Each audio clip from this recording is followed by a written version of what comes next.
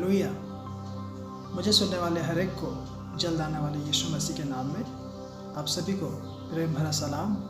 और मैं आशा करता हूँ आप सभी दिन प्रतिदिन अपने आप को उस तेजोमय परमेश्वर यीशु मसीह की समानता में, उसके स्वरूप में ढालते जा रहे हैं। वह परमेश्वर जो बहुत ही जल्द दूसरे आगमन में बादलों पर आने वाला है, और हम सभी को जो उसकी दुल्हन है, जो तैयार हो रहे हैं, अपने आप को दिन प्रतिदिन यीशु की खिदमत में सवार रहे हैं, सजा रहे हैं।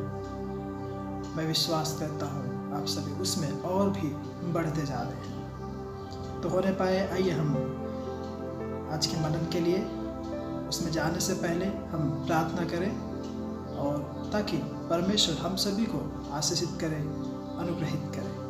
आइए हम प्रार्थना करें।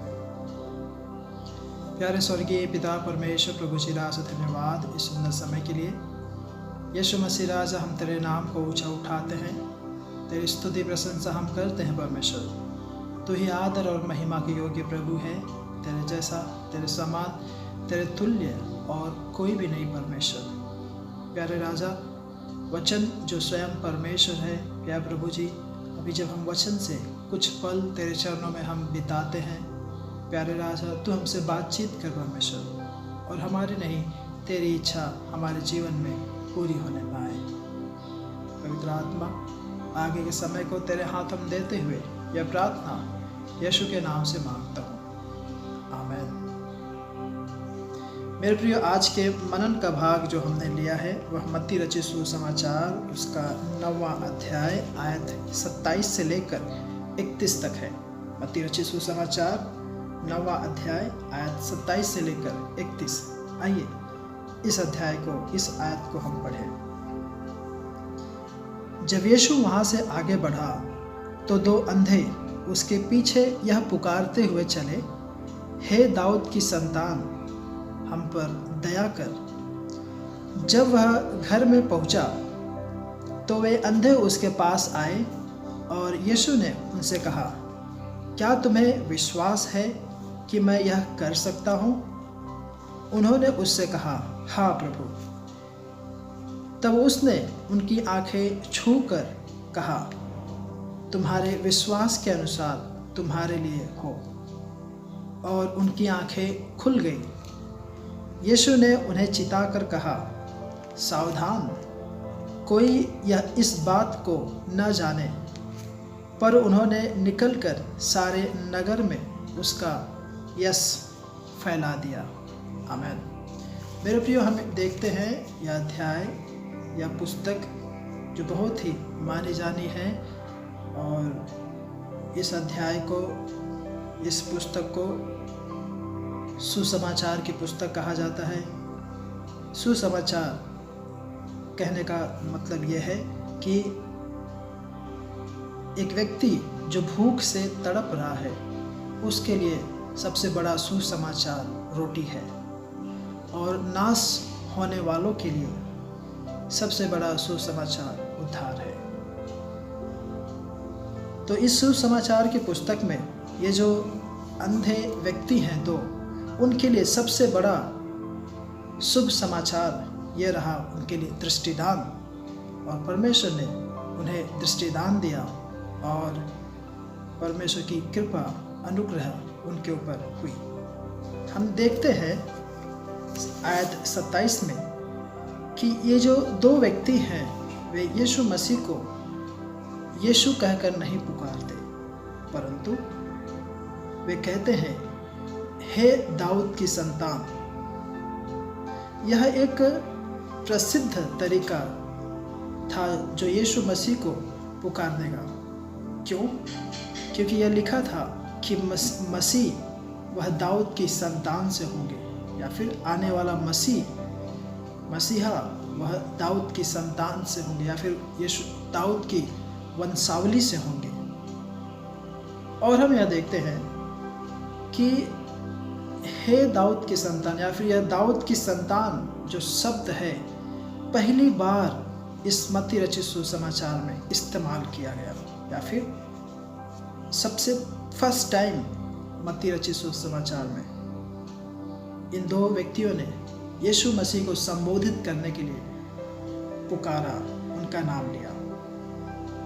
और यदि आप यशायाह की पुस्तक पढ़ेंगे, पुराने नियम में बहुत जगहों पर इसका वर्णन है कि आने वाला मसीहा वह लोगों को दृष्टिदान देगा, उनके चेहरे पे हंसी लेके आएगा, खुशहाली लेके आएगा।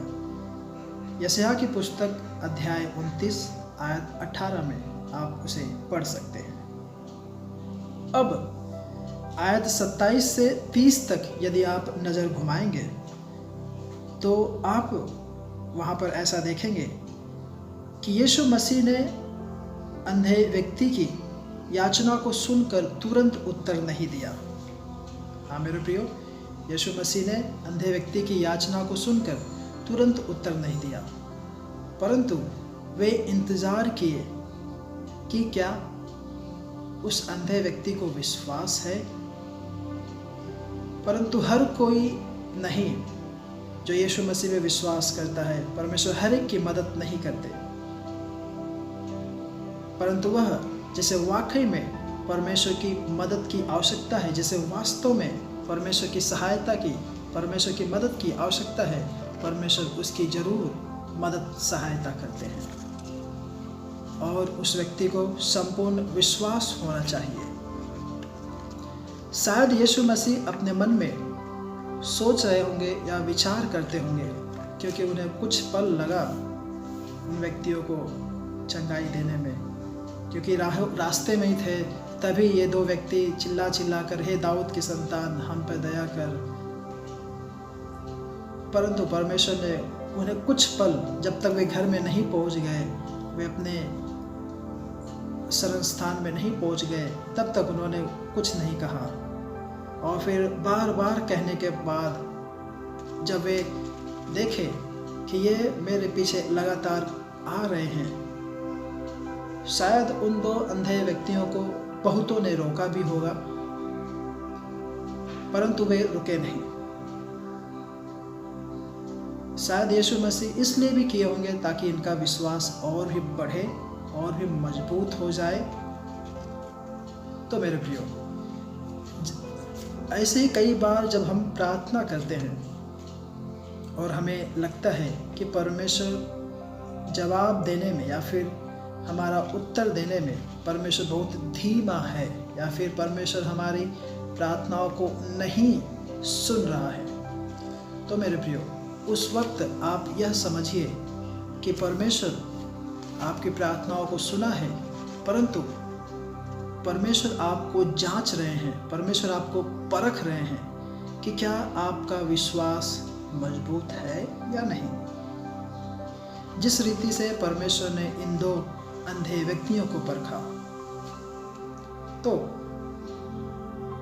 क्या आप विश्वास करते हैं कि परमेश्वर आपकी मदद कर सकता है? क्या आपको वास्तव में परमेश्वर की मदद की आवश्यकता है? जब मेरे प्रियो ये दो बातें आपके जीवन में, आपके हृदय में बहुत ही निश्चय होगा, कंफर्म होगा, तभी परमेश्वर आपके हृदय में कार्य कर सकते हैं, आपके जीवन में अद्भुत रीति से अपना सामर्थ्य दिखा सकते हैं।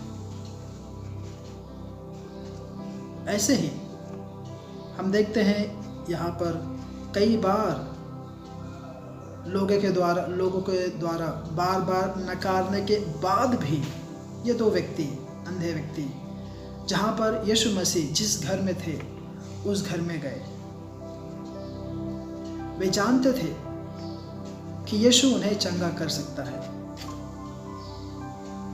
और वे चंगाई प्राप्त किए, और उन्हें चंगाई प्राप्त करने से कोई भी रोक नहीं पाया।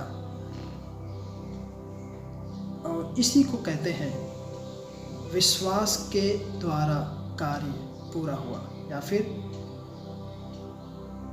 विश्वास कार्य में आया। यदि आप विश्वास करते हैं कि यीशु मसीह आपकी हर एक ज़रूरत का समाधान है, आपकी हर एक समस्याओं का हल है, तो कोई भी व्यक्ति, कोई भी वस्तु आपको नहीं रोक सकती। जिस प्रकार हम 28वीं आयत में पढ़ते हैं, जब वह घर में पहुंचा तो वे अंधे उसके पास आए और यीशु ने उनसे कहा, क्या तुम्हें विश्वास है कि मैं यह कर सकता हूँ? उन्होंने कहा, हाँ प्रभु। कहने का तात्पर्य, उन्हें इसी दौरान बहुत सारी रुकावटें आई, बाधाएं आई, मगर उन्होंने कुछ भी नहीं सुना। वे आगे बढ़ते रहे और परमेश्वर का फजल, परमेश्वर का अनुग्रह उनके ऊपर हाजिर हुआ। आयत 30 में हम देखते हैं, और उनकी आंखें खुल गई। यीशु ने उन्हें चिताकर कहा, सावधान, कोई इस बात को न जाने। मेरे प्रियो, यीशु ने यहाँ पर कहा कि किसी से मत कहना इस चंगाई के विषय में। क्यों? क्या यीशु मसीह डरते थे? नहीं, यीशु मसीह डरते नहीं थे। वह इसलिए क्योंकि वे सिर्फ चिन्ह और चमत्कार करने वाले के नाम से जाने नहीं चाहते थे, या फिर दूसरे शब्दों में यीशु मसीह नहीं चाहते थे कि कोई भी व्यक्ति उन्हें चिन्ह और चमत्कार के नाम से जाने। उन्होंने उसे चंगाई इसलिए दिया, उन दो अंधों को, क्योंकि यीशु मसीह बहुत ही तरस से, बहुत ही अनुग्रह से भर गए थे। बहुत ही तरस आया उन्हें इन दो व्यक्तियों के ऊपर, और उन्होंने उस अपने तरस के कारण उन दो व्यक्तियों को दृष्टिदान दिया, उनके आंखों में रोशनी दी। और वे चाहते थे कि वे आत्मिक छुटकारा पाए, वे आत्मिक छुटकारा लाए। जब यह संसार पाप में डूब रहा है, तो उस वक्त परमेश्वर की एक ही इच्छा है कि हर एक व्यक्ति आत्मा में जय पाए।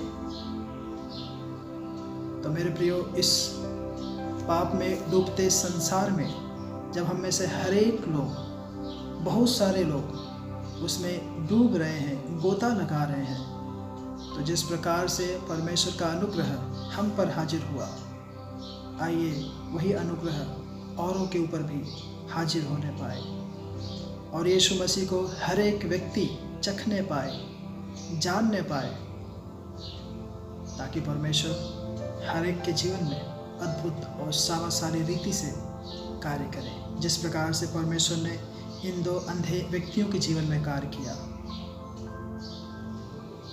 प्रभु आप सभी को इन वचनों से आशीषित करें, अनुग्रहित करें।